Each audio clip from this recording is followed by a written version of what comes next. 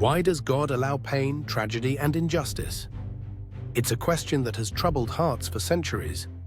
The Bible shows us that suffering exists not because God is cruel or indifferent, but because He gave us free will. When sin entered the world, it brought corruption, sickness, and death. God didn't cause suffering, but in allowing human choice, consequences followed that choice. But why doesn't He stop it now? Because God's plan is bigger than this moment. If He removed all suffering instantly, He would have to remove the very free will that allows us to love Him truly.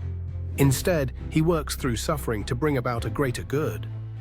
Joseph was betrayed and imprisoned, but his suffering led to the salvation of an entire nation.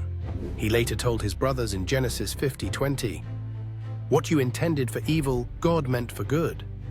The same is true for us.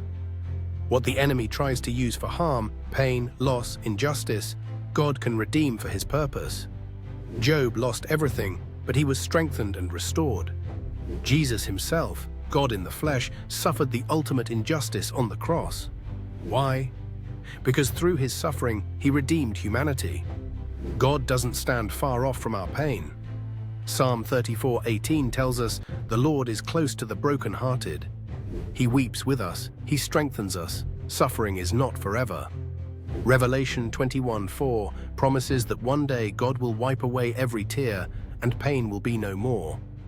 Until then, we trust that even when we don't understand, God is still in control and still working all things together for good.